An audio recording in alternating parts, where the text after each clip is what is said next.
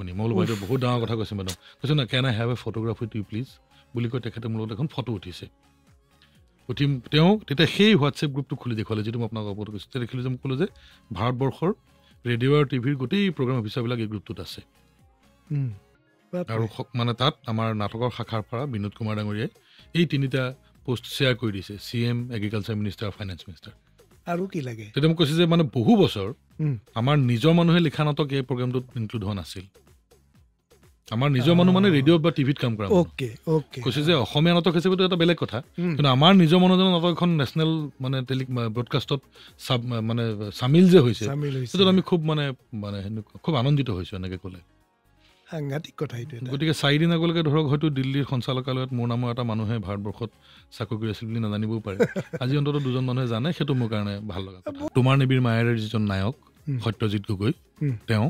আৰু বেহৰবাৰী আউটপোষ্টৰ পৰিচালক বৰ্তমান মনোজ শইকীয়াই আনটো প্ৰহৰী চৰিত্ৰত ভূমিকা মানে অভিনয় কৰিছে মানে হিন্দীখনো ভাল লাগিছে হিন্দীখন ভাল লাগিছে মানে কথা হ'ল হিন্দীত ভীষ্ম যিজনে অভিনয় কৰিছে তেওঁ হ'ল যোগেন্দ্ৰ টিক্কু তেওঁক আমি চিনেমাত দেখিয়ে থাকোঁ সলমান খানৰ বেছিভাগ চিনেমাত তেওঁক দেখা যায় সলমান খানৰ সদ্য মুক্তি পাব লগা যিখন পিছৰ ঈদত ৰিলিজ হ'ব সেইখন চিনেমাতো তেওঁ আছে তাৰ মাজতে তেওঁ আহি দিল্লীত অন্য কামৰ লগতে এখন ৰেকৰ্ডিং কৰি গ'ল তেনেকুৱা এজন বিশিষ্ট অভিনেতাই মোৰ নাটকত অভিনয় কৰাটো মোৰ কাৰণে এটা ভাল লগা কথা হিন্দীখনত যিগৰাকী সত্যৱতী অভিনয় কৰিছে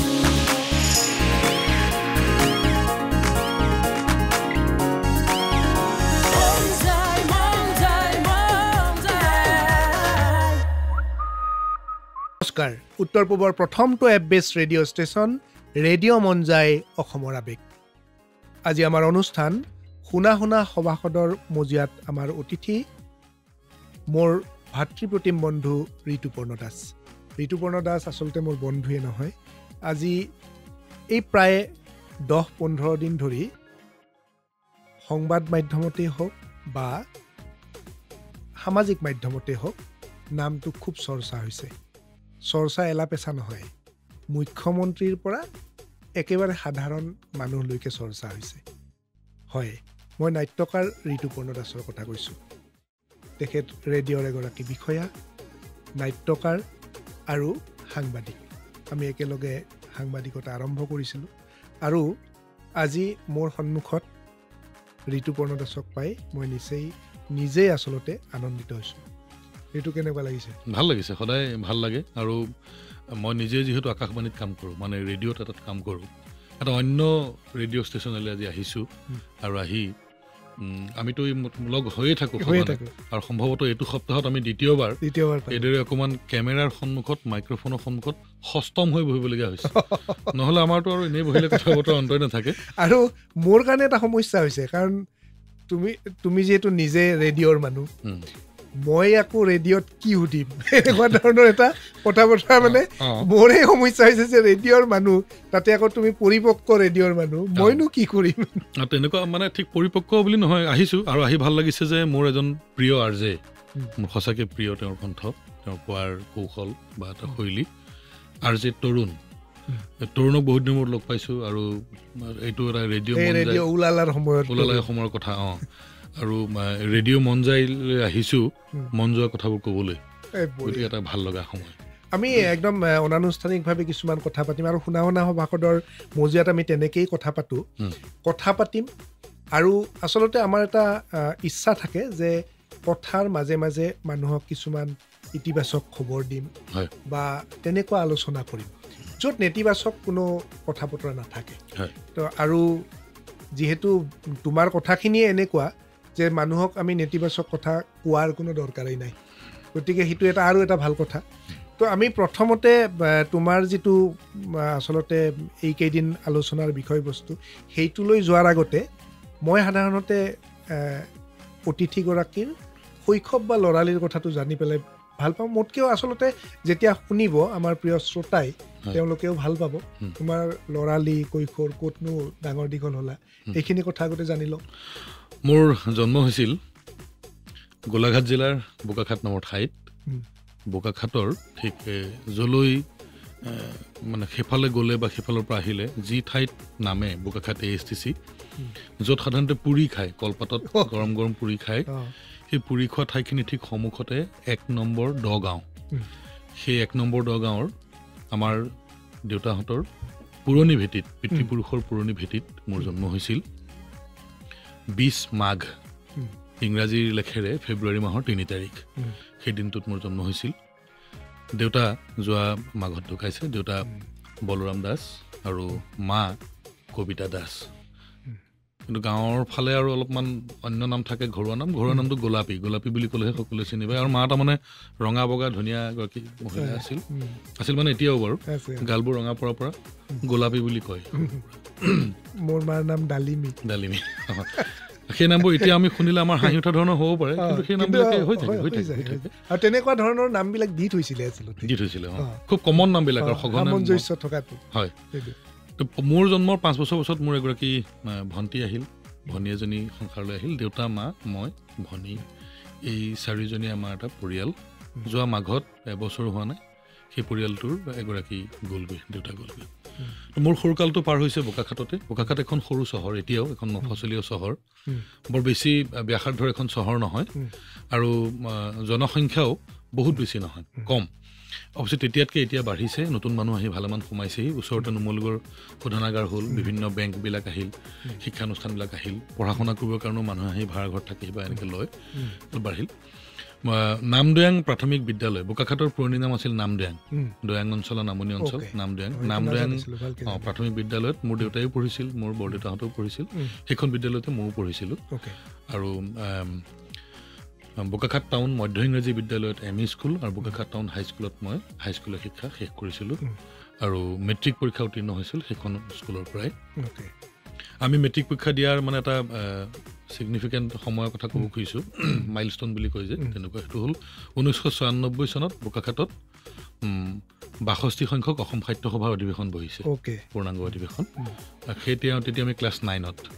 তাৰপিছত আমি মেট্ৰিক পাছ কৰিছোঁ কলেজ পঢ়িছোঁ বোকাখাটৰে বোকাখাট JDSG মহাবিদ্যালয় যোগানন্দ দেৱ সত্ৰাধিকাৰ গোস্বামী মহাবিদ্যালয় তাৰ পাছতে সেইখিনি সময়ত থাকোঁতে আমাৰ অসমত সাংবাদিকতা কৰিছোঁ আৰু সেইখিনি সময়তে দিগন্ত দাস আৰু ঋতুপৰ্ণ দাসৰ বন্ধুত্ব আৰম্ভ হৈছে তাৰ পিছৰখিনি আৰু ইতিহাস মানে বোকাখাটৰ পৰা গুৱাহাটী অহা হ'ল গুৱাহাটী আহিয়ে সাংবাদিকতা আৰম্ভ হ'ল না গুৱাহাটী আহিছিলোঁৱে সাংবাদিকতাৰ কাৰণে তাৰমানে মই যেতিয়া কলেজ পঢ়ি থাকোঁ তেতিয়া সেইখিনি সময়তে আমাৰ অসমৰ বোকাখাটৰ বিশেষ প্ৰতিবেদক স্পেচিয়েল কৰেছপণ্ডেণ্ট হিচাপে মোক নিযুক্তি দিছিল আৰু GL পাব্লিকেশ্যনছৰ এটা কথা কিছুমান কথা খুব মানে শলাগিবলগীয়া কিছুমান কথা নহয় মানে যিখিনি মনলৈ আহিছে শলাগিবলগীয়া তেওঁলোকে এনেকৈ বেগ দিয়ে ৰাইটিং পেড দিয়ে কলমো দিয়ে তেওঁলোকে লিখিবৰ কাৰণে এনভেলপ দিয়ে যাতে মানে কৰেছপণ্ডেণ্টজনে নিজে একো খৰচ কৰিবলগীয়া নহয় বাতৰিটোৰ কাৰণে তো সেইখিনি সন্ধিয়াই দিছিলে আৰু মই যেতিয়া ডিগ্ৰী শেষ পৰীক্ষা দিম তেতিয়া আমাৰ 1+1 গুচি 2+1 কোৰ্চটো হৈছে 2 বছৰ আৰু শেষৰ বছৰ পৰীক্ষা দিয়াৰ সময়তে সেইখিনি সময়ত অসমৰ সাংবাদিকতাৰ ক্ষেত্ৰখনতেই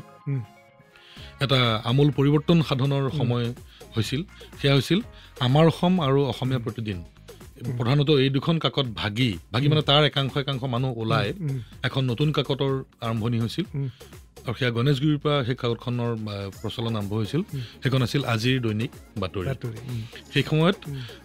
প্ৰয়াত হোমেন বৰগোহাঁই ছাৰ আৰু তেখেতৰ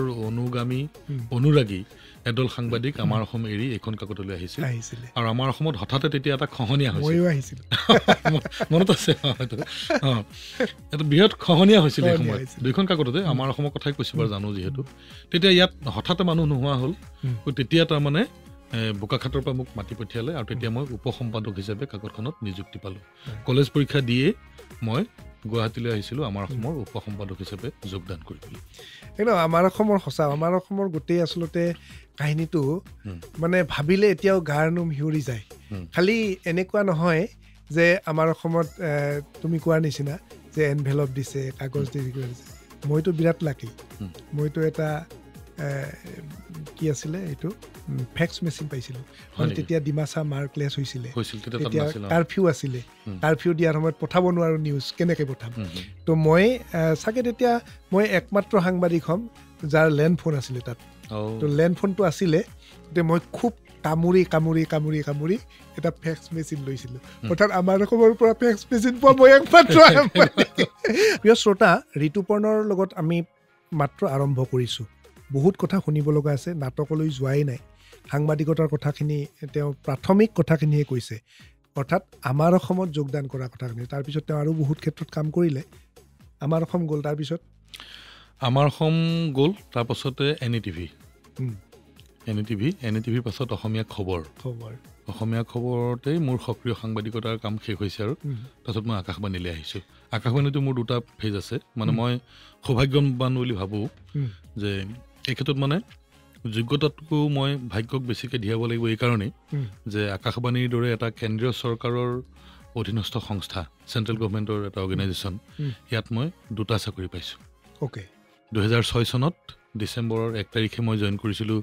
ষ্টাফ এনাউন্সাৰ হিচাপে, অৰ্থাৎ স্থায়ী ঘোষক হিচাপে। 2010 চনৰ 18 মাৰ্চৰ আবেলি সেই চাকৰিটো মই ৰিজাইন দি 2010 চনৰ 19 মাৰ্চৰ পুৱা মই সেই একেটা অৰ্গেনাইজেশ্যনতে জইন কৰিছোঁ ট্ৰান্সমিশ্যন এক্সিকিউটিভ হিচাপে। এতিয়া যিটো চাকৰি কৰি খাই আছোঁ। বাপৰে, মানে ৰেডিঅ'ত চাকৰি পোৱাটোৱে মুস্কিল। তুমি মানে এবাৰ ৰিজাইন কৰি পেলাই আকৌ এটা নেক্সট চাকৰি। কয় নহয় যে ভগৱান জব ভি দেতা হে ছপ্পৰ ফাকে দেতা হে, দিছে আৰু খুবেই লাগে। কিন্তু NETVৰ সময়খিনি চাগে আচলতে আমাৰ খুব সোণালী, মানে আমাৰ অসমৰ সময়খিনিও সোণালী সময়। প্ৰিয় শ্ৰোতা, খালি এটা কথা মই ক'ব বিচাৰিম যে আমাৰ অসমে এটা ট্ৰেণ্ড সৃষ্টি কৰিছিলে ন ঋতু, মানে প্ৰতিদিনৰ পিছতে আমাৰ অসমে এনেকুৱা এটা ট্ৰেণ্ড সৃষ্টি কৰিলে যে মানুহে পেপাৰ পঢ়িব বিচাৰিলে, বাতৰি কাকত, অসমীয়া বাতৰি কাকত। আৰু আমাৰ অসম একমাত্ৰ বাতৰি কাকত আছিলে যিয়ে সেই সময়ত অসমীয়া প্ৰতিদিনক শ্বেয়াৰ পেলাইছিল। আমি যেতিয়া মই প্ৰথম আৰম্ভ কৰিছিলোঁ তাৰে 3 মাহ 4 মাহ পিছতে আমাৰ অসমে প্ৰতিদিনক শ্বেয়াৰ পেলালে। সেইটো এটা বিৰাট ডাঙৰ মানে আমাৰ কাৰণে লেণ্ডমাৰ্ক আছিলে যে প্ৰতিদিনক আমি শ্বেয়াৰ পেলাই দিলোঁ। গতিকে ঠিক এনেকুৱা আমাৰ অসমৰ সময়খিনি এইকাৰণে বেছি ভাল লগা সময় হ'ব, কাৰণ তাত মুখ্য সম্পাদক হিচাপে আছিলে সেই সময়ত, হয়তো ঋতু মানে যেতিয়া আহিছিলে তাৰ আগৰ সময়খিনিৰ কথা কৈছোঁ, সম্পাদক হিচাপে আছিল হোমেন বৰগোহাঁই, কাৰ্যবাহী সম্পাদক মনোজ কুমাৰ গোস্বামী, বাৰ্তা সম্পাদক প্ৰণয় বৰদলৈ। তাৰ পিছৰ মানুহখিনিৰ যদি লিষ্টখন শুনেতো আচৰিত। Anuradha Sharma Pujari, Diganta Oja, Mrinal Bora, Paragmoni Aditya, Pranjit Saikia, Gautam Sharma chief staff reporter, আৰু হেৰি আছিলে এই পূৰ্বজ্যোতি চুতীয়া, মানে কাৰ নাম, হীৰেণ শইকীয়া, সবিতা লহকৰ, গীতিমালিকা নেওগ, মানে এক্সে বৰ্গৰ এক, মানে গোটেই টিমটোত। এতিয়াও মই ভাবোঁ, মই বহুত ঠাইত যেতিয়া সভা সমিতি যাওঁ, কেতিয়াবা যদি কাকতৰ কথা ওলায় তেতিয়া মই আমাৰ অসমৰ এই গ্ৰুপটোৰ কথা কিন্তু ক'ব খুব মন যায়। খুব এনাৰ্জেটিক গ্ৰুপ আছিলে, আৰু মই নিজে মন কৰিছোঁ যে আমি পঢ়িছোঁতো আগৰে পৰাই, আমি একেধৰণে পঢ়া শুনা আৰম্ভ কৰিছোঁ। নতুন মানুহখিনিক সৰ্বাধিক গুৰুত্ব দিয়া কাকত গোষ্ঠী আছিল মানে আমাৰ অসমৰ বহুত লিখক উলিয়াইছে, আৰু নতুন ধাৰা এটা, আৰু সাংবাদিকতাও যে সাহিত্য হ'ব পাৰে, নিউজ যে ক'ৰবাত সাহিত্য হৈ যাব পাৰে, নহ'লে অসমৰ দৰে ঠাই এখন অৰণ্যম সাহিত্য বুলি এটা পৃষ্ঠা। মই যেতিয়া হাফলঙত আছিলোঁ তেতিয়া মোৰ নিচিনা মানে মইনো কি আৰু তেতিয়া একদম নতুন সাংবাদিক, মোৰ নামত এটা পেজ দি দিলে সাংবাদিকৰ টোকাবহী, হাফলঙৰ ডায়েৰী, মানে পূৰ্বাঞ্চলত সাংবাদিকৰ টোকাবাহী, তাৰপিছতে আমাৰ এই মেইন পৃষ্ঠাটোত হাফলঙৰ ডায়েৰী। মানে এই ধৰণৰ কাৰবাৰটো অকল আমাৰ অসমে কৰিছিলে, মানে চলি থকা ট্ৰেণ্ডটো ভাঙিছিলে। অৰণ্যমৰ কথা কৈছা, অৰণ্যমৰ কথাটো কৈয়ে থওঁ। অৰণ্যমৰ জৰিয়তে আমি এটা NGO কৰিলোঁ তাত, ওৱেচিছ বুলি, আৰু সেই ওৱেচিছৰ পৰাই কেইবাজনো চৰকাৰী বিষয়া হ'ল ফৰেষ্ট ডিপাৰ্টমেণ্টত, এতিয়াও DFO হৈ আছে মোৰ লগৰ এজন টুইন লাংটাছা। এই অৰণ্যম পৃষ্ঠাটো কিন্তু তাৰ মানে আচলতে হেৰি মানে এটা কাৰক,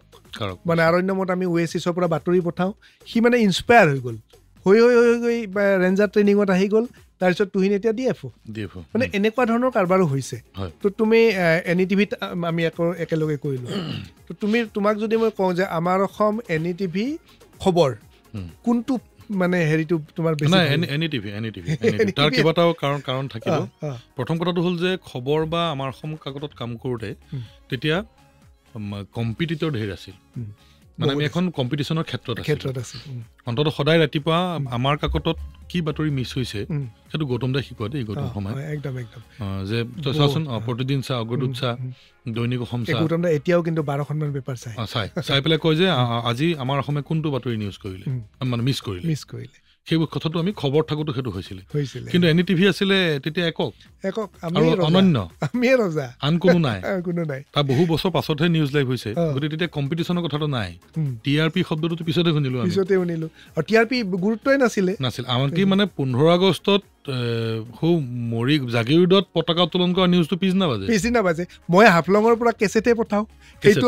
সেইটোও পঠাওঁ বাছত অৰ্থাৎ নেক্সট দিনা তাতে আকৌ টেপটোৰ কাষত লিখি থব লাগে যে ইমান সময়ৰ পৰা ইমান সময়লৈকে বাইটটো আছে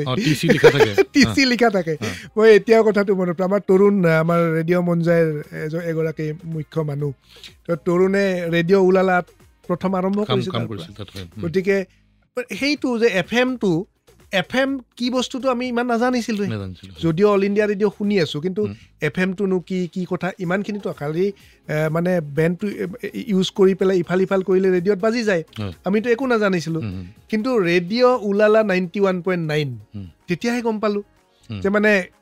এটা তেনেকেও দেখোন আৰম্ভ কৰিব পাৰে আৰু মানে সেইটো এটা বিপ্লৱ এটা ৰিভলিউচন কাৰণ আগৰতলাৰ পৰা আৰম্ভ কৰি কিমান ঠাইত তেওঁলোকে সেইটো কাম কৰিলে যাৰ পৰা আৰু FMটো এটা চবতে টিভি এই গাড়ী চাৰিত চবতে FM চলা হৈ গ'ল তেতিয়াতো বাছত এতিয়াও বাৰু FM ৰেডিঅ' বাজি থাকে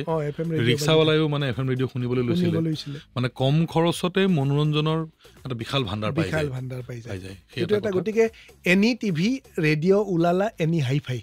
এই তিনিটাই কিন্তু সঁচাকৈ ট্ৰেণ্ডমাৰ্ক মানে লেণ্ডমাৰ্ক আপোনালোকে এটা আন্দোলনৰ সূচনা কৰি দিছিলে এই মানে তথ্য আৰু মনোৰঞ্জনৰ ক্ষেত্ৰখনত মনোৰঞ্জনা সিঙে বেছ মানে এটা আলোড়নৰ সৃষ্টি আৰু মোৰ এতিয়াও মনত পৰে এইটো মানে কি হয় তেওঁ জাৰ্নেলিজিম কিন্তু শিকাই দিছে কিছুমান ক্ষেত্ৰত যে মানুহক কেনেকৈ আপোচ কৰিব নালাগে ইভেন তৰুণ গগৈৰ নিচিনা মানুহ যি সেই সময়ত ইমান মানে পাৱাৰফুল মানুহ এজন কংগ্ৰেছৰ তেওঁ কেন্দ্ৰীয় মন্ত্ৰী হৈ আহিছে তাৰপিছত মুখ্যমন্ত্ৰী এজনক ইমান উচ্চ স্তৰত গালি দিব পৰা মানে মানুহ মই খালি মনোৰঞ্জনা সিঙকে তেতিয়া দেখিছিলোঁ আমি তাৰমানে যিহেতু আপুনি হাফলঙত আছিল আমি ইয়াত গুৱাহাটীত আমাৰ সদায় এখন প্ৰগ্ৰামৰ মিটিং হয় সেই মিটিংখনত বহিবলৈ আমি সকলোৱে ভয় কৰোঁ কাৰণ কেলৈ আমাৰ সদায় কিবা নহয় কিবা ফল থাকে তেতিয়া মানে আমি অনুমান কৰিব পাৰিছিলোঁ যে তেওঁ কিমান তীক্ষ্ণ আৰু তেওঁৰ ভৱিষ্যতটো কিমান স্পষ্টকৈ আজিয়ে দেখি থাকে যে কাইলৈ কি হ'ব কংগ্ৰেছত কাইলৈ কোনে অগ্ৰাধিকাৰ পাব তেতিয়াতো বিজেপিৰ হিচাপেই নাই অসমত গোটেই ভাৰতবৰ্ষতে একেবাৰে কম হিচাপটো কেন্দ্ৰত চৰকাৰ কৰিছে কিন্তু অসমত একেবাৰে নাই তেতিয়া আমি দেখোঁ যে ইন্দ্ৰমণি বৰা মোটামুটি অকলশৰীয়াকৈ অফিচটোত বহি থাকে তেনেকুৱা এটা সময়ত তেওঁ কিন্তু মানে হেৰি জানে আৰু বাতৰিৰ এংগলবিলাক কেনেকুৱা ধৰণৰ নিউজ হ'ব লাগে ক'ত কি হৈ আছে এই গোটেই খবৰবিলাক তেওঁ গুৱাহাটীত থাকি পোৱাকৈ তেওঁ নেটৱৰ্কটো আছিল তেওঁ জানিছিল অৰিজিনেল মানে জাৰ্নেলিষ্টিক হেৰিটো আছিলে তেওঁৰ তাত সেইকাৰণে আজি অসমৰ গুৱাহাটী ভিত্তিক যিকেইটা ছেটেলাইট চেনেল আছে তাৰ শীৰ্ষ পদবীত বহি থকা মানুহকেইটা গোটেইকেইটা আমাৰ অসম NETV মানে গোটেই মিডিয়াত মানুহখিনি আমাৰ অসমৰ NETV কিন্তু হয় সাংবাদিকতাৰ পৰা মানে অনাতাঁৰ অল ইণ্ডিয়া ৰেডিঅ'ত যোগদান কৰি পেলাই নাটকৰ কথাটো কেতিয়াৰ পৰা কেনেকৈ আহিলে যে নাটক কৰিব লাগে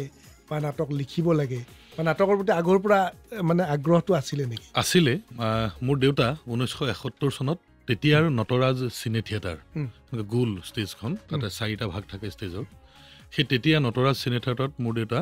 নেপথ্য কণ্ঠশিল্পী আছিল কিন্তু বেছ আৰামত ডাঙৰ দীঘল হোৱা ল'ৰা এটা ঘৰত গতিকে এবছৰমান কিবাকৈ থাকিলে কষ্ট সহ্য কৰিব নোৱাৰি ঘৰলৈ ঘূৰি গুচি গ'ল কিন্তু দেউতাৰ মনত সেই কথাটো থাকিলেই মই যেতিয়া লাহে লাহে ডাঙৰ হ'লোঁ দেখিলোঁ যে তাৰমানে দেউতাই মই গান গোৱাটো বিচাৰে মই নাটক কৰাটো ভাল গানো গাইছিলে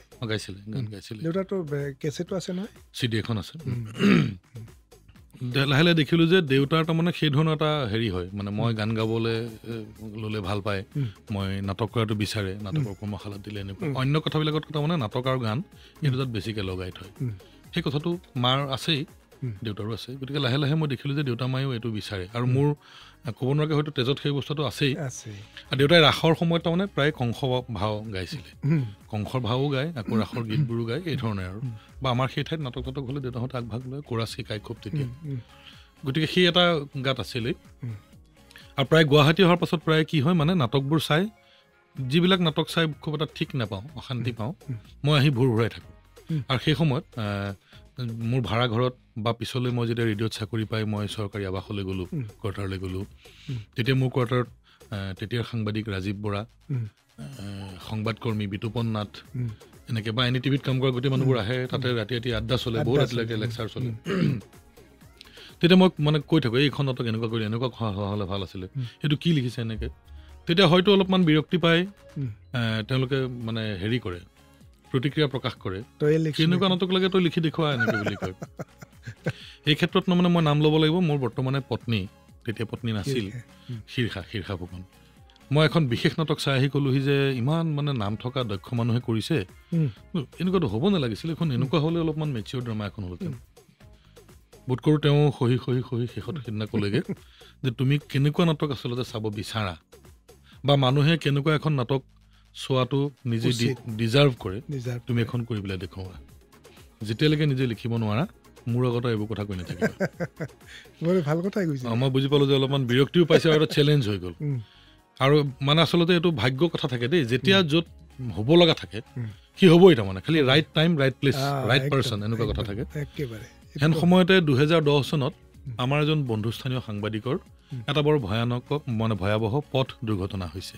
সেই পথ দুৰ্ঘটনাত তেওঁ ৰাজহাড়ৰ আঘাত পাই ভালেমান দিন ধৰি দিল্লীত চিকিৎসাধীন হৈ আছে আৰু গুৱাহাটীৰো আহি এটা ঘৰ ভাড়া লৈ তাতে তেওঁ থাকি ফিজিঅ'থেৰাপি লৈ থাকিবলগীয়া হৈছে প্ৰথমে বিচনাত পৰি থাকিবলগীয়া হৈছে তাৰপিছত লাহে লাহে এডাল ষ্টিকত ভৰ দি খোজকাঢ়িব পৰা হৈছে সেইখিনি সময়তে NDTVৰ কেমেৰা ৰুমটোত আলোচনা চলিল যে তইতো আমুক দাদু তইতো গোটেই ভাওনা কৰ প্ৰশান্ত বৰা আপুনিতো এক্টিং কৰে আপুনিতো VCD কৰা মানুহ তইতো গীটাৰ বজাইছিলি আমি মানে সদায় কেমেৰামেন হৈ বা সদায় এনেকৈ সাংবাদিকতা কৰি থাকিম নেকি টেঙা লাগিছে আৰু জীৱনটো নাটক এখন কৰিব লাগে তেতিয়া সেই বৰবাৰীৰ মোৰ সেই বন্ধুজন যি ৰাজহাড়ৰ আঘাতত বিচনাত শুই থাকিব লগা এটা অৱস্থা হৈছিল যিজন এডাল ষ্টিক নহ'লে খোজকাঢ়িব নোৱাৰিছিল সেই সময়ত যাৰ প্ৰস্ৰাৱ আৰু শৌচৰ কোনো নিয়ন্ত্ৰণ নাছিল কেতিয়া তেওঁ নিজে নিজে পায়খানা কৰি দিয়ে কেতিয়া নিজে নিজে প্ৰস্ৰাৱ কৰি দিয়ে গম নাপায় সেই বন্ধুজনৰ ভাড়া ঘৰটোত কম ঠাই তাতে প্ৰায় 40টামান মানুহৰ মিটিং হ'ল তাৰমানে কেতিয়াবা বাছত গ'লে একেটা চিটতে 3টামান বহি যাবলগীয়া হয় তেনেকৈ মানে তেওঁৰ ৰুমত যি আছিল আৰু চকী টকী টুল চুল কোনোবাই বাল্টিং এটা ওলটাই বহিছিল মোৰ মনত পৰে তেনেকৈ বহি এখন সভা হ'ল আৰু সকলোৱে ক'লে যে আমি এখন নাটক কৰিম তেতিয়া সেই নাটকখন লিখাৰ প্ৰস্তাৱটো মোক দিলে আৰু নাটক কৰিম হয় মানে পইচা পাতিও লাগিব কিবা লাগিব কিন্তু পইচাটো কোনে দিব পইচাটো দিব সেইজন মানুহে যিজনে তেতিয়া খোজেই কাঢ়িব নোৱাৰে তেওঁৰ ওপৰত দায়িত্ব গ'ল আৰু সেই মানুহজনেই হ'ল যাৰ সৈতে মই আজি বহি আছোঁ যি মোক কথা সুধি আছে দিগন্ত দাস মানে সেয়া সঁচা মানে অলপ নুবুজা ডাৱৰ নাটকৰ নাম প্ৰিয় শ্ৰোতা আপোনালোকে জানি বা শুনি পেলাই ভাল পাব যে অলপ নুবুজা ডাৱৰ মোৰ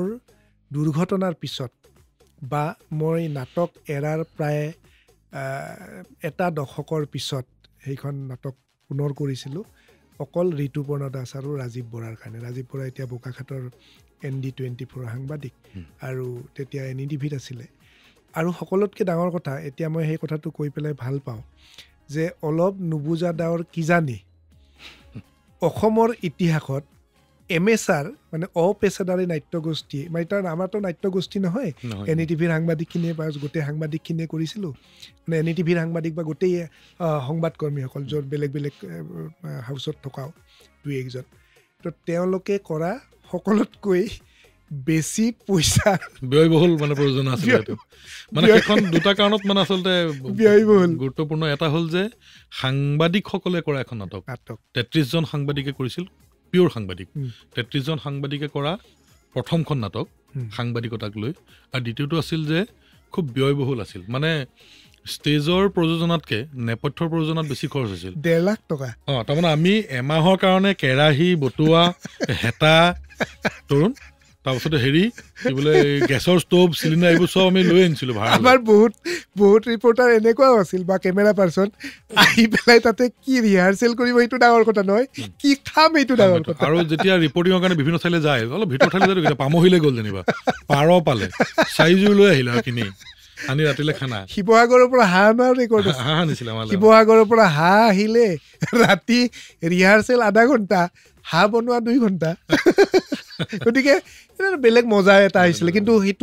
সেইটোৰ যিটো প্ৰডাকশ্যন সেইটো কিন্তু আজিও মানে মনত ৰাখোঁ আমিও ৰোমাঞ্চিত হওঁ অজিত ভূঞা ছাৰে তেতিয়া অজিত ভূঞা ৰিভিউ লিখিছিল মানে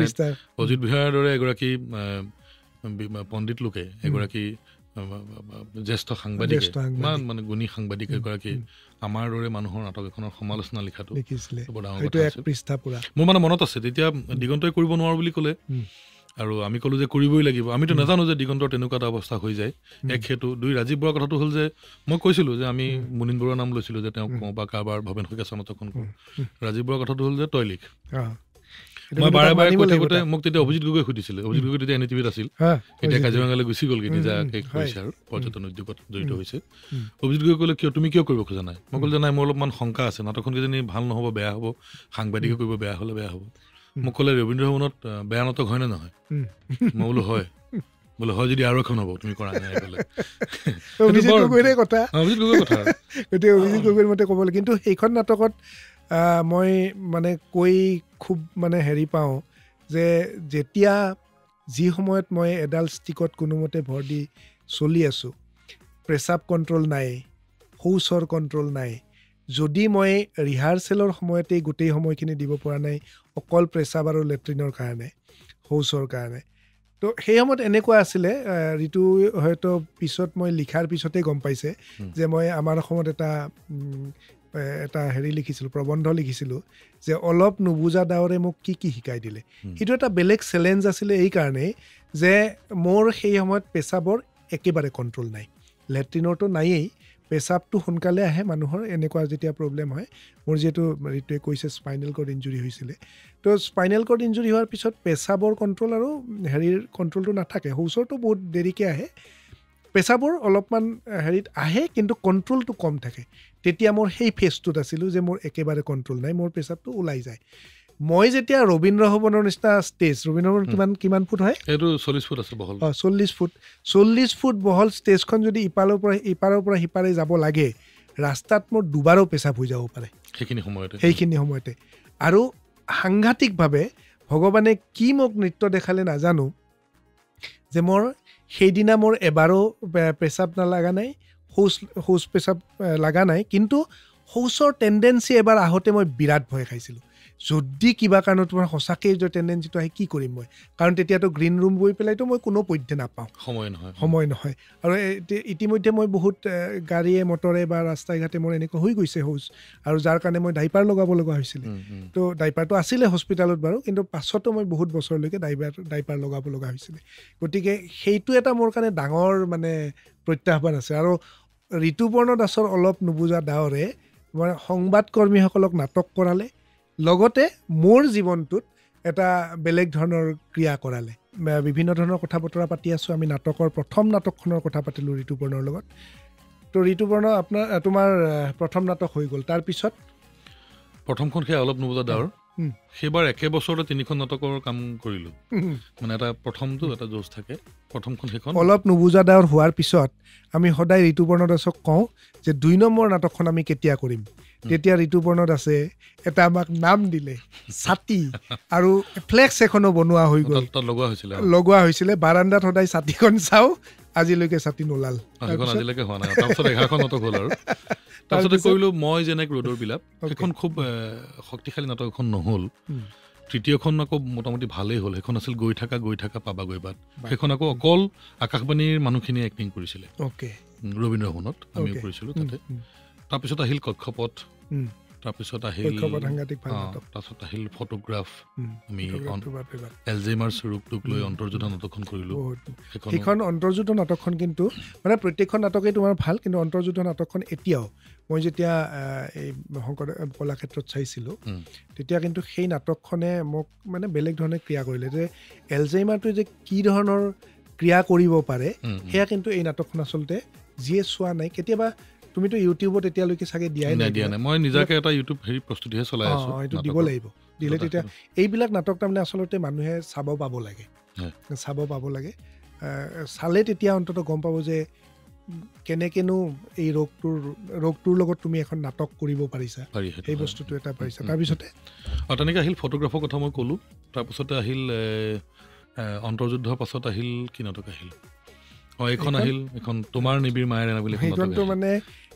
ভাজি পুৰি শেষ, মানে সেইখন কিমানটা হ'ল? সেইখন 18টা হ'ল, 18টা শ্ব' হৈছে। তোমাৰ নিবিৰ মায়াৰে এই নাটকখন যদি কোনোবাই কেতিয়াবা ক'ৰবাত সুযোগ পায়, প্ৰিয় শ্ৰোতা আপোনালোকে চাব সাংঘাতিক নাটক ট্ৰিটমেণ্ট সাংঘাতিক দুগৰাকী এক্টৰ দুয়োগৰাকী ইমান ধুনীয়া কৰিছিলে মানে এতিয়া বেলেগ যদি এক্টৰে কৰে সেইটো কৰিব পাৰিবনে না মই নাজানো কিন্তু নাটকখন সাংঘাতিক নাটক ট্ৰিটমেণ্টটো সাংঘাতিক আছিলে এতিয়া আৰু সেইখন আকৌ কৰবাত কৰাৰ কিবা আছে আমি সম্ভৱতঃ নতুন বছৰ আৰম্ভণিতে সেইখন একেৰাহে যাম ৰহা জখলাবন্ধা শিৱসাগৰ সোণাৰী তো এই ঠাইখিনিৰ মানুহে যিয়ে শুনি আছে আপোনালোকে এই আমাৰ অনুষ্ঠান শুনা সভাখত আপোনালোকে একদম নাপাহৰিব চাব নাটকখন সাংঘাতিক ভাল পাব আৰু হয়তো আপোনালোকে নিজেই ক'ব যে দিগন্ত এইটো ঠিকেই কৈছিলে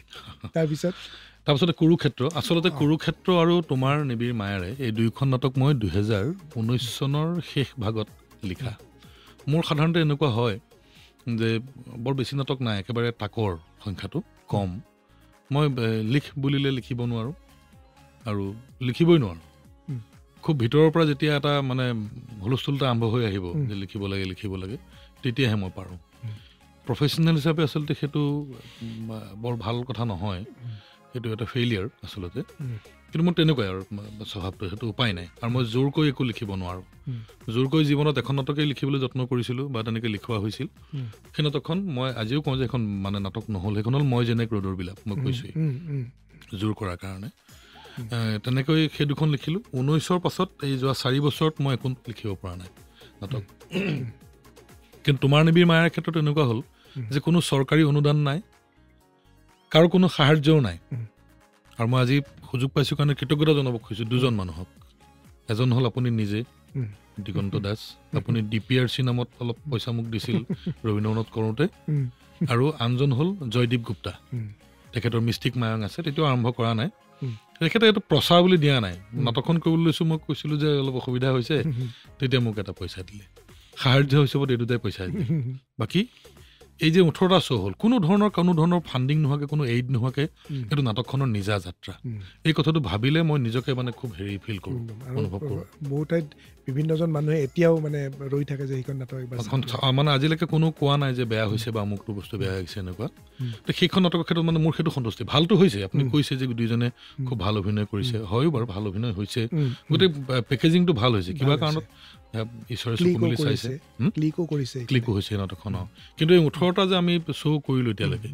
অন্য বহু অসমীয়া নাটক আছে যাৰ বহু শ্ব' হৈছে 50টাতকৈ ওপৰ শ্ব' হৈছে কিন্তু সেইবিলাকত কিবা নহয় কিবা প্ৰকাৰে ministry of culture NSD Assam চৰকাৰ কাৰোবাৰ ফাণ্ডিং থাকে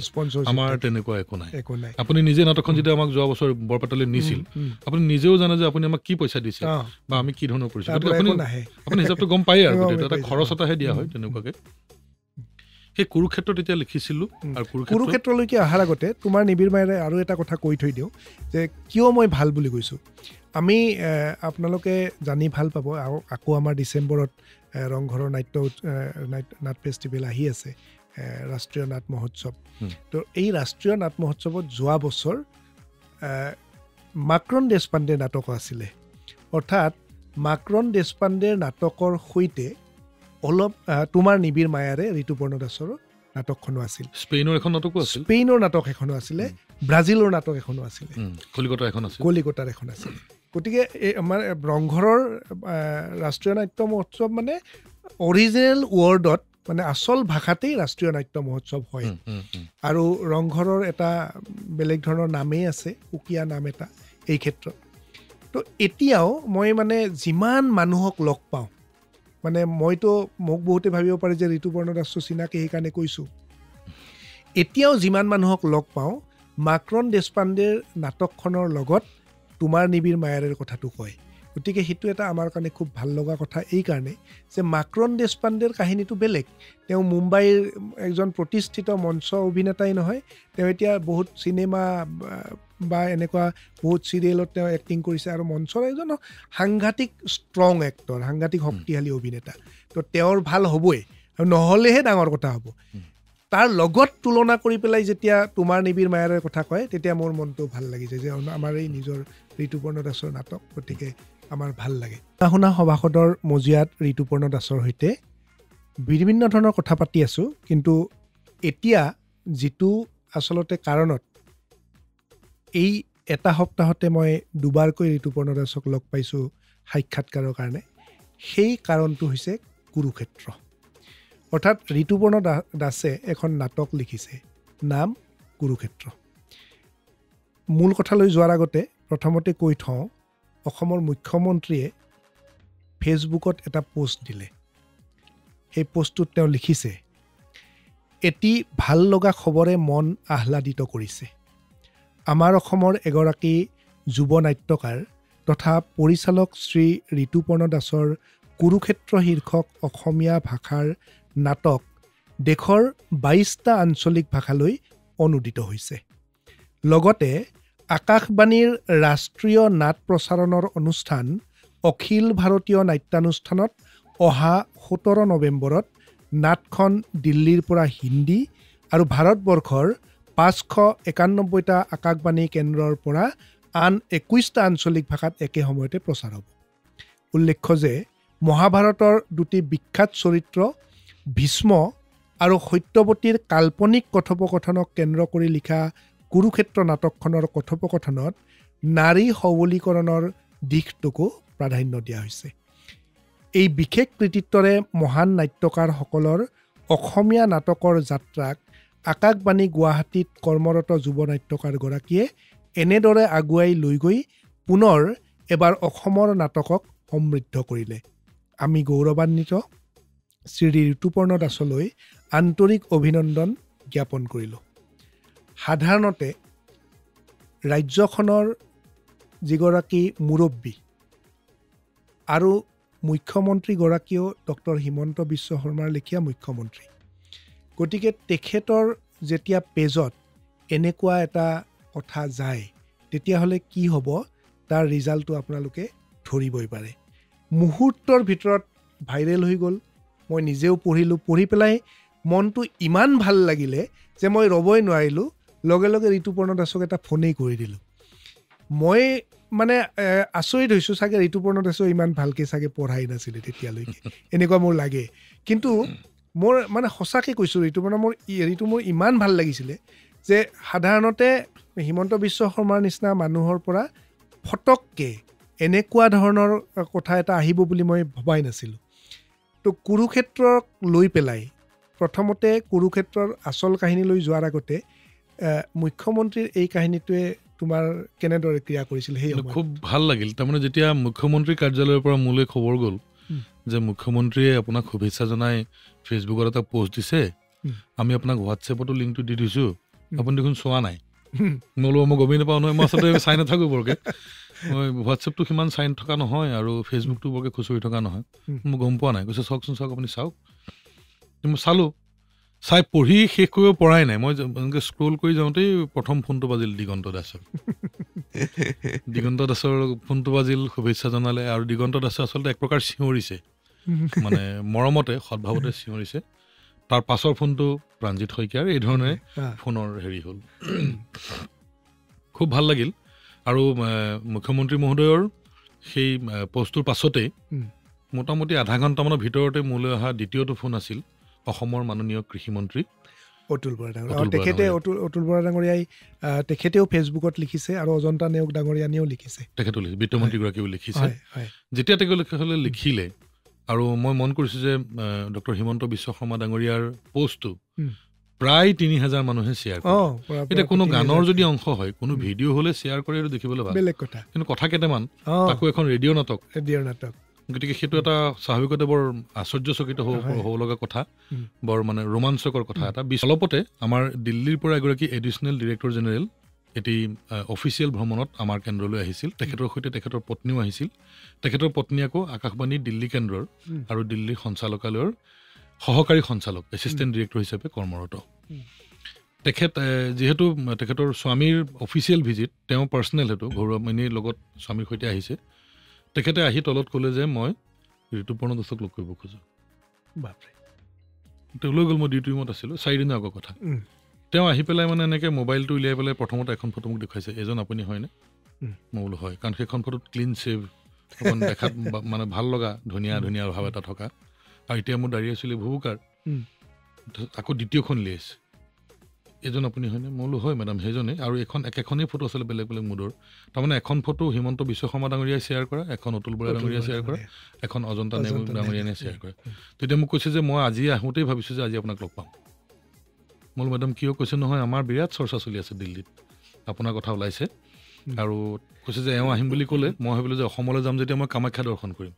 আজি মোৰ 2টা দৰ্শন হ'ল, কামাখ্যা আৰু আপুনি। মই বোলো বাইদেউ বহুত ডাঙৰ কথা কৈছে মেডাম। কৈছে না can I have a photograph with you please বুলি কৈ তেখেতে মোৰ লগত এখন ফটো উঠিছে।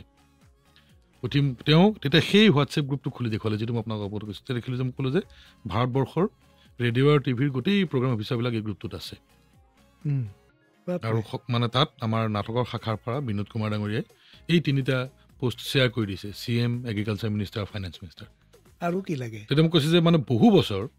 আমাৰ নিজৰ মানুহে লিখা নাটক এই প্ৰগ্ৰামটোত ইনক্লুড হোৱা নাছিল। আমাৰ নিজৰ মানুহ মানে ৰেডিঅ' বা টিভিত কাম কৰা। কৈছে যে অসমীয়া নাটক হিচাপেতো এটা বেলেগ কথা, কিন্তু আমাৰ নিজৰ মানুহজনৰ নাটক এখন নেশ্যনেল মানে ব্ৰডকাষ্টত মানে চামিল যে হৈছে সেইটোত আমি খুব মানে খুব আনন্দিত হৈছোঁ এনেকৈ ক'লে। সাংঘাতিক কথা এইটো। গতিকে 4 দিন আগলৈকে ধৰক হয়তো দিল্লীৰ সঞ্চালকালয়ত মোৰ নামৰ এটা মানুহে ভাৰতবৰ্ষত চাকৰি কৰি আছিল বুলি নাজানিবও পাৰে। আজি অন্ততঃ 2জন মানুহে জানে, সেইটো মোৰ কাৰণে ভাল লগা কথা। বহুত ডাঙৰ কথা এইটো এটা। আৰু সঁচাকৈও এইটো এটা। আৰু মুখ্যমন্ত্ৰী এগৰাকীয়ে নিজৰ পেজত কৰি দিয়াৰ লগে লগে আৰু য'ত তোমাৰ লগত কোনো সম্পৰ্ক নাই, একেবাৰে নাই, একেবাৰে তেওঁৰ লগত তুমি কেতিয়াবা লগ পাইছা নে সেইটোৱে তেনেকৈ ব্যক্তিগতভাৱে লগ পোৱা নাই, এনে সামাজিকভাৱে বেলেগ কথা। গতিকে আৰু এনেও তেখেতৰ পেজটো অসমৰ মুৰব্বী হিচাপে সকলোৱে চায়েই। আৰু এনেও তেখেত অলপ বেছি যিহেতু টেকন'চেভি হয়, গতিকে মানুহৰ লগত সম্পৰ্কটো তেনেকৈ আছে। সেইকাৰণে এই বস্তুটো বেছি ভাইৰেল হৈ গৈছে। আৰু এইটো স্বাভাৱিক কথা যে ভাল লগা কথা। আৰু তেওঁ সেইটো এটা ভাল কাম কৰিছে। আমি মন কৰিছোঁ যে বহুত সৰু সৰু ইতিবাচক কথা যিবোৰ সাধাৰণতে চকুত নপৰে বা আমাৰ সংবাদ মাধ্যম বা আমি আকাশবাণী দূৰদৰ্শনো ঢুকি নাপাওঁগৈ বা হয়তো কিবা কাৰণত সেয়া আকাশৰীয়া হৈ থাকে, সেই কথাবোৰ মুখ্যমন্ত্ৰীগৰাকীয়ে জনতাৰ দৃষ্টিগোচৰলৈ আনিছে। সেইটো খুব প্ৰয়োজনীয় কথা। আৰু মই দেখিছোঁ যে মোৰ প্ৰসংগটোতে যেতিয়া তেখেতৰ কথাটো আহিল, তেতিয়া দেখিছোঁ যে মানুহে সেইটো শলাগিছে, মোক শলাগিছে, প্ৰশংসা কৰিছে। তেখেতেও যে কথাটোত গুৰুত্ব দিলে সেইটো শলাগিছে। আৰু গুৰুত্ব দি তেখেতেও শলাগৰ পাত্ৰ হৈছে আৰু তেখেতে গুৰুত্ব দি বিষয়টোক ডাঙৰ আৰু গুৰুত্বপূৰ্ণ কৰি তুলিলে। আচলতে কুৰুক্ষেত্ৰৰ কাহিনীটো কেনেকৈ? কুৰুক্ষেত্ৰৰ কাহিনীটো প্ৰথম কথা হ'ল কাল্পনিক কাহিনী এটা। এনেই মূল যিখন মহাভাৰত তাত কোৱা হৈছে যে যেতিয়া কুৰুক্ষেত্ৰ ৰণ ঘোষণা হ'ল, যেতিয়া কৌৰৱ পাণ্ডৱৰ যুদ্ধ হোৱাটো অৱশ্যম্ভাৱী হৈ পৰিল, আৰু তেতিয়া তাৰমানে হস্তিনাপুৰৰ ৰাজৰাণী ৰাজমাতা সত্যৱতী তেওঁক আহি তেওঁৰ পুতেক বেদব্যাস যি মহাভাৰতখন লিখিছে, বেদব্যাসে ক'লে আই আপুনি এখন যুদ্ধ চাব নোৱাৰে, আপুনি মোৰ লগত হিমালয়লৈ বলক। বোলে কিয়? কৈছে নহয় এইখন যুদ্ধ আপুনি চাব নোৱাৰে, সহ্য কৰিব নোৱাৰে, কাৰণ যুদ্ধখন কাৰ? কৌৰৱ আৰু পাণ্ডৱৰ। এয়া কোন? আপোনাৰে সন্তান, আপোনাৰে নাতি, আপোনাৰে আজু নাতি। ইয়াত যি মাৰিব সি আপোনাৰ, আৰু যি মৰিব সিও আপোনাৰ। আপুনি কেনেকৈ সহ্য কৰিব? ইয়াত কাৰো বিজয় নহয়, ইয়াত যি জিকিব আচলতে সি পৰাজিতহে হ'ব। আপুনি মোৰ লগত বলক। মহাভাৰতৰ মতে সত্যৱতীক বেদব্যাসে পুতেকে লৈ গৈছে। মোৰ চিন্তাটো আহিছে যে ভীষ্ম যেতিয়া সৰসজ্জাত পৰিল, তেতিয়া ৰাতি ৰাতি ভীষ্মক লগ পাবলৈ দুৰ্যোধনো আহে, ভীমো আহে, কৰ্ণও আহে, অৰ্জুনো আহে, দুঃশাসনো আহে, নকুল সহদেৱো আহে, যুধিষ্ঠিৰো আহে, চিভিল ড্ৰেছত আহে। তেতিয়া সিহঁতৰ কাজিয়া পেচাল দমাদমি নহয়। তেওঁলোকে পিতামহৰ পৰা ৰাজনৈতিক দীক্ষা লয়, যুদ্ধ নীতি শিকে, তেতিয়া চব শান্ত। মই ভাবিছোঁ যে যদি সত্যৱতী সেই সময়ত হস্তিনাপুৰত থাকিলেহেঁতেন, তেওঁ নিশ্চয় পিতামহক যুদ্ধক্ষেত্ৰত লগ পাবলৈ আহিলেহেঁতেন, কাৰণ সম্পৰ্কত মাতৃপুত্ৰ। তেওঁ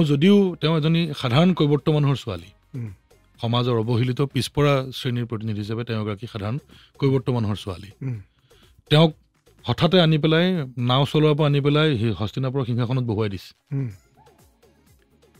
ৰাজ্য চলোৱাৰ কথা একো নাজানে। তেওঁ গোটেই থিংক টেংকটো হ'ল ভীষ্ম, তেওঁ ব্ৰেইনটো ভীষ্ম। সেই ভীষ্ম পৰি আছে সৰসজ্জাত, তেওঁ নিশ্চয় লগ পাবলৈ আহিব। আৰু মই ভাবিছোঁ যে মই মোৰ দৃষ্টিকোণে যেতিয়া মহাভাৰতখন মানে চাওঁ, তেতিয়া দেখোঁ যে কোনো কোনো কথাত ভীষ্মৰ গাতো দোষ থকা যেন লাগে। মই প্ৰসংগক্ৰমে ক'ব খুজিছোঁ, অন্তৰ্যুদ্ধ কৰি উঠাৰ পাছতে আমাৰ সাংবাদিকসকলৰ এগৰাকী খুব পৰিচিত বিদুষী মহিলা চিন্ময়ী গোস্বামী, তেখেতে মাতি মোক মহাভাৰতৰ এটা অংশৰ কথা কৈ পেলাই ক'লে যে এনেকুৱা হ'ব পাৰে নেকি। মই কেতিয়াও কথাটো ভবা নাছিলোঁ। নাটকখন শুনি উঠাৰ পাছত দেখিছোঁ আচলতে কোনেও ভবা নাছিল। যেতিয়া সত্যৱতী শান্তনুৱে বিয়া কৰিবলৈ গ'ল, সত্যৱতী দেউতাকে ক'লে আমি যিটো ইতিহাসত পাইছোঁ যে মই আপোনালৈ ছোৱালী বিয়া দিম আৰু ৰজালে ছোৱালী কোনে বিয়া নিদিব, কিন্তু যদিহে মোৰ ছোৱালীৰ ফালৰ সন্তান ৰাজপাটত বহে তেতিয়া ইতিহাসে আমাক বুজালে যে সত্যৱতীৰ দেউতাক ধেৱৰাজ আছিল লোভিয়া। কিন্তু চিন্ময় গোস্বামী বৌয়ে তেখেতে মোক ক'লে যে এনেকুৱাতো হ'ব পাৰে যে শান্তনুৰ বয়স তেতিয়া 65-70 বছৰ, এজনী ছোৱালী 16-17 বছৰীয়া, তাই বাপেকতকৈ বুঢ়া মানুহ তালৈকে বিয়া হ'ব, তাইতো বিয়া হ'বলৈ ইচ্ছা নকৰিব। কিজানি এনেকুৱা হৈছিল যে বুঢ়া গৈ ৰজা গৈ বহি আছে, জীয়েকে বাপেকক কৈছে দেউতা মই বুঢ়া মানুহলৈ বিয়া নহওঁ, তই কিবা এটা কৰ। তেতিয়া বাপেকে ভাবি ভাবি পলিচি কৰি পাইছে যে নহয়, যদি এইটো কথা কওঁ তেতিয়া শান্তনুৱেতো আৰু ভীষ্মক আঁতৰাই পেলাই দেৱব্ৰতক আঁতৰাই পেলাই এইফালৰ সন্তানক ৰজা নাপাতে, তাকো বিয়াই হোৱা নাই, সন্তান হ'ব কেতিয়া ঠিক নাই, গতিকে পাকত পেলাই দিওঁ। এই পাকত পেলাই দিছিলে, পেলাই দিয়াৰ কাৰণে তেওঁ ঘূৰি গৈছিলে, তেনেকুৱা এটা দৃষ্টিকোণ দিলে। আৰু হয়ো গতিকে ভীষ্মই আহি যেতিয়া আগপিছ নুগুনি ব্ৰহ্ম শপত ল'লে, যি কাৰণে দেৱব্ৰত নামৰ ল'ৰাটোক গোটেই ভাৰতবৰ্ষই গোটেই পৃথিৱীয়ে ভীষ্ম নামেৰে জনা হ'ল, সেই শপতটো লোৱাৰ আচলতে তেওঁৰ অধিকাৰ নাছিল সত্যৱতীৰ দৃষ্টিকোণেৰে। বা আজিৰ সময়ৰ পৰা যদি আমি চাওঁ, তেওঁ এজন প্ৰিন্স, তেওঁ ৰাজকুমাৰ, হস্তিনাপুৰ বা সেই সময়ৰ ভাৰতবৰ্ষৰ ভাগ্য তেওঁৰ হাতৰ মুঠিত। তেওঁ পৰশুৰামৰ পৰা আৰ্মছ এণ্ড এমিউনিশ্যনৰ শিক্ষা লৈছে, ঋষি ভাগৱতৰ পৰা পলিটিকেল চায়েন্স পঢ়ি আহিছে, শাস্ত্ৰ জানি আহিছে। তেওঁতকৈ গুণী, তেওঁতকৈ বিদ্বান, তেওঁতকৈ পাৰ্গত অস্ত্ৰধাৰী নাই। পৰশুৰামে নিজেই কৈছে যে মোক পৃথিৱীত ধৰিব পাৰিব এজনেই, ডেট ইজ ভীষ্ম। সেই মানুহজনে আহি জনতাৰ মানে অধিকাৰক, জনতাৰ স্বাধীনতাক পণবন্দী কৰি থৈ কথা নাই বতৰা নাই বুঢ়া দেউতাকৰ কাৰণে এজনী কুমলীয়া ছোৱালী বিয়া পাতিবলৈ গৈ তেওঁ প্ৰতিজ্ঞা কৰি দিলে যে মই কোনোদিন ৰাজপাটত নবহোঁ, মই কোনোদিন বিয়া নকৰাওঁ, মই গোটেই জীৱন সিংহাসনৰ সুৰক্ষাত থাকিম। মোৰ দৃষ্টিকোণেৰে হস্তিনাপুৰৰ ভাগ্যৰেখা আৰু মহাভাৰতখনৰ গতিসূতটো সলনি হৈছে সেইখিনিৰ পৰা, যিদিনাখন দেৱব্ৰতে প্ৰতিজ্ঞা গ্ৰহণ কৰিছিলে। এজন ৰাজনীতিকৰ জনতাক পণবন্দী কৰি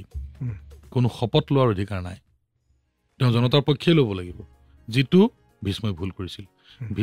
মোৰ নাটকখনৰ মতে ভীষ্ম এজন খুব ভাল পুত্ৰহে, তেওঁ বৃদ্ধ পিতাকৰ কামনা বাসনা পৰিপূৰ্ণ কৰিবৰ কাৰণে এজনী গাভৰু ছোৱালী দি দিলেগৈ। আকৌ আপুনি বিড়ম্বনাটো চাওক, যেতিয়া শান্তনুৱে গম পালে, দেউতাকে গম পালে যে তেওঁ বিচাৰি থকা ছোৱালীজনী দেৱব্ৰতে আনি তেওঁক চমজাই দিছেহি, মানে বিয়া পাতি দিছে, আৰু তাৰ কাৰণে দেৱব্ৰতে চব ত্যাগ কৰি দিলে, ৰজা হ'ব নোৱাৰা অংগীকাৰ ল'লে, বিয়া বাৰু নকৰা অংগীকাৰ ল'লে, আৰু কি থাকিলে তেওঁৰ জীৱনত? গোটেই জীৱন তেওঁ এটা নিৰস মানে জীৱন পালন কৰিব লাগিব গোটেই সময়ছোৱা। এই কথাটোত দুখিত হৈ আৰু হয়তো আনন্দিত হৈ তেওঁ ভীষ্মক ইচ্ছা মৃত্যুৰ বৰ দিলে। সত্যৱতীয়ে কৈছে তুমি কিমান সুবিধাবাদী ৰাজনীতিক, নিজে ইচ্ছা মৃত্যু বৰলা, যেতিয়া মন যায় তেতিয়াহে মৰিবা, আৰু মোৰ দৰে এজনী সাধাৰণ কুমলীয়া গাভৰু ছোৱালীক, যি এজনী মাছমৰীয়াৰ জীয়েক, মই নাৱেৰে যাত্ৰীক ইপাৰ সিপাৰ কৰোঁ, কোনোবাই আধুলি দিয়ে, কোনোবাই কিবা দিয়ে, তেনেকৈ মই পাওঁ, সেই মানুহজনীৰ কাৰণে তুমি ৰাণীৰ ৰাজপাটত বহুৱাই এই অথাই সাগৰত মোক মেলি দিলা, আৰু মোক মৃত্যুৰ কুটিল গহ্বৰলৈ তিল তিলকৈ আগবঢ়াই দিলা, আৰু নিজে ইচ্ছা মৃত্যুলৈ বহি আছা। এই ধৰণৰ কথা বতৰে কুৰুক্ষেত্ৰখন ৰচিত হৈছে, আৰু এয়া কাল্পনিক কথোপকথন, এখন মহাভাৰতখন মই ইণ্টাৰপ্ৰেট কৰিব নোৱাৰোঁ, সেইটো কিমান এইটো এটা বেলেগ মানে ধৰণৰ এটা আচলতে পৰিকল্পনা হ'ব। আৰু মহাভাৰতক লৈ পেলাই বহুত সৃষ্টি হৈছেই, গতিকে অসংখ্য হৈছে, তাৰে ভিতৰত এইটো এটা অনন্য সৃষ্টি হ'ব এই কাৰণেই যাৰ কাৰণেই 22টা ভাষালৈ অনুদিত হৈছে, 591টা কেন্দ্ৰই সেইটো ৰিলে কৰিছে। এইটো বহুত ডাঙৰ কথা, আমাৰ কাৰণে এটা গৌৰৱৰ কথা। তেখেতৰ বিভিন্ন কথা শুনিলোঁ। কুৰুক্ষেত্ৰ যিখন নাটকে এতিয়া আলোড়ন সৃষ্টি কৰিছে, কিন্তু এতিয়ালৈকে কুৰুক্ষেত্ৰখন চাব পৰা অৱস্থাত অনা নাই, ঋতুপৰ্ণত আছে, এতিয়ালৈকে শুনিব পৰা অৱস্থাত আছে। অৰ্থাৎ যিহেতু আমি এতিয়া ৰেডিঅ'ত আছোঁ, গতিকে ৰেডিঅ'ৰ মানুহৰ নিচিনা কথাই মানে অডিঅ'বল, অৰ্থাৎ অডিঅ'টোহে আছে, ভিডিঅ'টো বা কেতিয়া আহে? আচলতে সেইখন আমি লিখি উঠি কৰাৰ পৰিকল্পনাই কৰিছিলোঁ, দুৰ্ভাগ্য 2020 চনত মহামাৰী আহিল, ক'ভিড, তাৰপাছত আৰু অন্যান্য কথাবোৰ আহিল। এতিয়া আমি জানুৱাৰীৰ শেষৰ ফালে আৰু ফেব্ৰুৱাৰী মাহৰ ভিতৰত সেইখন আমি মঞ্চত কৰিম বুলি ভাবিয়ে আছিলোঁ। এইটো নতুনকৈ সংযোগ হ'ল, আৰু এই কথাটো সংযোগ হোৱাৰ পাছত ভাৰতবৰ্ষৰ অন্যান্য 21টা ভাষালৈ অনুদিত হোৱাৰ পাছত মানুহৰ এটা খুব ভাল ৰেছপন্সো পাইছোঁ তেখেতসকলে চাবও খুজিছে গতিকে ফেব্ৰুৱাৰীৰ আগে ভাগে সময়ছোৱাতে গুৱাহাটীৰ দৰ্শকসকলে এই নাটকখন মঞ্চত চাবলৈ পাব এইটো লাগেই কাৰণ মই নিজেও এতিয়ালৈকে অলপমান শুনিছোঁহে চাব কাৰণ ভিজুৱেলটো নাটকত অলপমান বেলেগ হ'ব আৰু মানুহৰ উৎসুকতাটো বাঢ়ি গৈছে কাৰণ প্ৰথমবাৰৰ কাৰণে আমি যদিও মই এইখিনিতে শ্ৰোতা আপোনালোকক জনাই থ'ব বিচাৰোঁ ঋতুপৰ্ণৰ মুখেৰে জনাব বিচাৰিম যে এনেকুৱা আচলতে বেলেগ আগতেও হৈছে অসমীয়া ভাষাত হৈছে কিন্তু ৰেডিঅ'ৰ মানুহেই কৰা তেনেকৈ হোৱা নাছিল মানে বহু বছৰ মূৰত হৈছে আগতে হৈছিল মহেন্দ্ৰ বৰঠাকুৰ ডাঙৰীয়াই কৰিছিল অৰুণ শৰ্মাৰ নাটক এখনো হৈছিল ভৱেন্দ্ৰনাথ শইকীয়াৰ নাটকো হৈছিল সপোনজ্যোতি ঠাকুৰৰ নাটকো হৈছে মানে আমাৰ এতিয়া অৰুণ শৰ্মা ডাঙৰীয়া বা মহেন্দ্ৰ বৰঠাকুৰ ডাঙৰীয়া ৰেডিঅ'তে কাম কৰা মানুহ আছিল নাটকো হৈছে কিন্তু বহু বছৰ আগতে মাজত এটা বিশাল গতিকে সেইটো তেনেকুৱা কথা আমি নাজানো যে এনেকুৱা কথা এটাও হৈছিলে কিন্তু এতিয়া যিহেতু এটা ইমান বেছি চৰ্চাৰ বিষয় হৈ পৰিল ভাইৰেল হৈ গ'ল গোটেই বস্তুটো আৰু নাটক নুবুজা নাটক নোচোৱা মানুহেও নিউজটো অন্তত ভালকৈ পালে বা মুখ্যমন্ত্ৰীৰ কথাখিনিও পঢ়িব পালে অন্তত তেওঁলোকৰো উৎসুকতাটো বাঢ়িব কিয় বা লিখিলে মুখ্যমন্ত্ৰী এনেইতো নিলিখিব তেওঁ আৰু যিজন মানুহে ঋতুপৰ্ণ দাসৰ লগত কোনো ব্যক্তিগত সম্পৰ্ক নাই গতিকে তেওঁ লিখিছে নাটক এখনৰ কথা আৰু তেওঁ গৌৰৱান্বিত বুলি কৈছে গতিকে মুখ্যমন্ত্ৰী এগৰাকীয়ে এজন মানুহক লৈ পেলাই যেতিয়া গৌৰৱবোধ কৰে তো সেইটো এটা বহুত ডাঙৰ কথা কাৰণ তেওঁ অসমৰ মুৰব্বী তেওঁ ৰাজ্যখনৰ মুৰব্বীয়ে গৌৰৱবোধ কৰিব পৰা কথা এটা হোৱা সেইটো এটা বহুত ডাঙৰ কথা গতিকে সেই পৰ্যায়লৈকে যোৱাৰ লগে লগে মানুহৰ উৎসুকতাটো বাঢ়ি যাব যে বহুতে হয়তো ৰেডিঅ'ত শুনিব নাপালে সেইখিনি সময়ত যেনেকৈ মই সেইখিনি সময়ত পোৱা নাই তো গতিকে এইটো চাবই বিচাৰিব আৰু মই নিজেও যিহেতু নাটক কৰি ভাল পাওঁ নাটক চাই ভাল পাওঁ তো মোৰ কাৰণে এইটো এটা কুৰুক্ষেত্ৰখন কেতিয়া চাম নাটকখনৰ প্ৰসংগ ওলোৱাৰ পৰা এইটো প্ৰথম প্ৰশ্ন আজি মুখামুখি হ'লোঁ যে নাটকখন চাবলৈ কেতিয়া পাম সকলোৱে শুনা নাটকখনৰ কথাই আলোচনা কৰি আছিল শ্ৰুতি নাটকখনৰ বিষয়ে আজি প্ৰথমবাৰ এইদৰে এনেকৈ কেমেৰাৰ সন্মুখত মাইক্ৰফোনৰ সন্মুখত এই প্ৰশ্নৰ মুখামুখি হ'লোঁ আৰু প্ৰথমবাৰ মই উত্তৰ দিলোঁ যে ফেব্ৰুৱাৰী মাহত নাটকখন আমি কৰিম মানে ৰেডিঅ' মঞ্জায়ৰ দৰ্শকসকলে যিয়ে পিছত আমাৰ পডকাষ্ট চাব আপোনালোকক কৈ থলোঁ যে তেওঁ কৈ থৈ গ'ল ফেব্ৰুৱাৰীত নাটক কাৰণ এনেকুৱা ৰেকৰ্ড বহুত আছে কৰা নাই গতিকে প্ৰিয় দৰ্শক প্ৰিয় শ্ৰোতা আপোনালোকক কৈ থলোঁ যে তেওঁ ফেব্ৰুৱাৰীত নাটকখন আমাক উপহাৰ দিব আৰু আমি এইকাৰণে বিচাৰিম কাৰণ এইটো মানে এটা উৎসুকতাটো মানুহৰ কৌতূহল বোধটো বাঢ়িছে গতিকে তেওঁ কৰিব বুলি আমাৰ মনে ধৰিছে কুৰুক্ষেত্ৰখন 21টা ভাষালৈ অনুদিত হৈছে আৰু দেশৰ 591টা অনাতাঁৰ কেন্দ্ৰত ৰিলে হৈছে অৰ্থাৎ সমগ্ৰ ভাৰতবৰ্ষই শুনিব পাইছে কোটি কোটি মানুহে শুনিব পাইছে তুমিও শুনিছা মই শুনিছোঁ কাৰ বেছি ভাল লাগিছে কোনটো বেছি ভাল লাগিছে কোনটো কি শুনিছা তাৰমানে হয় কি এটা স্বাভাৱিকতে যে যেতিয়া অন্যান্য ভাষাত নাটকখন অনুদিত হৈছে সেইখন শুনিবলৈ মন যোৱাটো স্বাভাৱিক আৰু আজিকালি এটা সুবিধা হ'ল এটা মোবাইল এপ আছে নিউজ অন AIR এই এপটোৰ ইনষ্টল কৰি ল'লে ভাৰতবৰ্ষৰ সকলো আকাশবাণীৰ কেন্দ্ৰ অনুষ্ঠান শুনিব পাৰি ভাৰতবৰ্ষৰ সকলো দূৰদৰ্শন কেন্দ্ৰৰ অনুষ্ঠান চাব পাৰি গুৱাহাটীতে বহি মই গুজৰাটৰ ৰেডিঅ' শুনিব পাৰোঁ বেংগালুৰু শুনিব পাৰোঁ এনেকুৱা যিদিনাখন নাটকখন বাজিছিল সেইদিনাখন আমাৰ তোমাৰ নিবিৰ মায়ে নাটকৰ দলটো আছে সেইটো এটা ঘৰুৱা দল হৈ পৰিল আৰু আমাৰ তেওঁলোক আহি আমি এঠাইত একেলগে বহি নাটকখন একেলগে শুনিলোঁ তো ভাল লাগিছিল যে কেইবাটাও মোবাইল আৰু আজিকালি প্ৰায় বেছিভাগ মানুহে দুটা মোবাইল থাকে সকলোৱে তাতে এইটো এপটো ইনষ্টল আছে মই একে সময়তে অলপকৈ শুনিলোঁ হিন্দীখন বাংলাখন মাৰাঠী ভাৰ্চনটো অকণমান শুনিলোঁ গুজৰাটীটো শুনিলোঁ আৰু আকাশবাণী বেংগালুৰুৱে প্ৰচাৰ কৰা কানাড়া ভাষাৰ কন্নড় যিটো ভাৰ্চন আছিলে সেইটো অকণমান শুনিলোঁ শুনাৰ ভিতৰত সহজে বুজি পোৱাটো বাংলা বাংলাটো খুব মানে ভাল লগা হিন্দীখনো ভাল লগা মই মাৰাঠীটো ভাল পালোঁ আৰু একেবাৰে ভাষা বুজি নাপালোঁ কিন্তু কোৱাৰ যিটো ফ্ল' সেইটো শুনি ভাল লাগিলে এয়াৰ বাংগালুৰু প্ৰডাকশ্যনটো মই একো বুজি পোৱা নাই কিন্তু শুনি বৰ মজা লাগিছে আৰু এটা কথা হ'ব পাৰে নাটকখন যিহেতু মোৰেই মইতো জানোৱেই যে এতিয়া এইটো কেৰেক্টাৰ এইটো ডাইলগে কৈ আছে চাগে গতিকে সেইটো ভাল লগা ধৰণৰ কথা এনে সংস্কৃতিততো কোনো ভাষাৰ কোনো হেৰিটো প্ৰয়োজন নাথাকে অসমীয়া নাটকখন আমি আকাশবাণী গুৱাহাটী কেন্দ্ৰই প্ৰচাৰ কৰিছিলোঁ 2021 চনৰ 8 মাৰ্চত প্ৰথমে সেই নাটকখন তেতিয়া 45 মিনিটৰ আছিল এতিয়া অখিল ভাৰতীয় নাট্যানুষ্ঠানৰ কাৰণে কৰোঁতে সেইখন আধা ঘণ্টাৰ কৰিবলগীয়া হ'ল এই নাটখন অসমীয়াৰ পৰা হিন্দীলৈ অনুবাদ কৰিছে ৰাষ্ট্ৰীয় নাট্য বিদ্যালয়ৰ স্নাতক নগাঁৱৰ জীয়ৰী দক্ষিণা শৰ্মাই এই নাটকখনৰ ভীষ্মৰ চৰিত্ৰত অভিনয় কৰিছে প্ৰসিদ্ধ অভিনেতা তপন দাসে সত্যৱতীৰ ভূমিকাত অভিনয় কৰিছে ৰাষ্ট্ৰীয় পুৰস্কাৰপ্ৰাপ্ত অভিনেত্ৰী শ্ৰীযুতা মলয়া গোস্বামী বাইদেৱে গাভৰু সত্যৱতীটো কৰিছে এই প্ৰজন্মৰ এগৰাকী বৰ নাম কৰা অভিনেত্ৰী স্নিগ্ধা গগৈয়ে আৰু তেওঁৰ দেউতাক ধিৱৰাজৰ চৰিত্ৰত অভিনয় কৰিছে সংগীত নাটক অকাডেমী বঁটা প্ৰাপক নাট পৰিচালক শ্ৰীযুত অবিনাশ শৰ্মা ডাঙৰীয়াই দুটি প্ৰহৰীৰ চৰিত্ৰ আছে ইয়াত অভিনয় কৰিছে তোমাৰ নিবিৰ মায়াৰে যিজন নায়ক সত্যজিৎ গগৈ তেওঁ আৰু বেহৰবাৰী আউটপোষ্টৰ পৰিচালক বৰ্তমান মনোজ শইকীয়াই আনটো প্ৰহৰীৰ চৰিত্ৰত ভূমিকা মানে অভিনয় কৰিছে হিন্দীখনো ভাল লাগিছে হিন্দীখন ভাল লাগিছে মানে কথা হ'ল হিন্দীত ভীষ্ম যিজনে অভিনয় কৰিছে তেওঁ হ'ল যোগেন্দ্ৰ টিক্কু তেওঁক আমি চিনেমাত দেখিয়ে থাকোঁ ছলমান খানৰ বেছিভাগ চিনেমাতে তেওঁক দেখা যায় ছলমান খানৰ সদ্য মুক্তি পাব লগা যিখন পিছৰ ঈদত ৰিলিজ হ'ব সেইখন চিনেমাতো তেওঁ আছে তাৰ মাজতে তেওঁ আহি দিল্লীত অন্য কামৰ লগতে এখন ৰেকৰ্ডিং কৰি গ'ল তেনেকুৱা এজন বিশিষ্ট অভিনেতাই মোৰ নাটকত অভিনয় কৰাটো মোৰ কাৰণে এটা ভাল লগা কথা হিন্দীখনত যিগৰাকী সত্যৱতী অভিনয় কৰিছে তেখেত প্ৰায় 75 বছৰীয়া এগৰাকী অভিনেত্ৰী দিল্লীৰ খুব নাম কৰা অভিনেত্ৰী সেই অভিনয় ভাল লাগিছে আৰু বাংলা ভাৰ্চনটো শুনিলেতো আপুনি কনফিউজ হৈ যাব যে ভীষ্মৰ চৰিত্ৰত এইটো তপন দাসেই বাংলা কৈ থকা নাইতো ইমান ভইচৰ মিল বা তেওঁলোকৰ মানে ডাইলগৰ কাৰবাৰবিলাক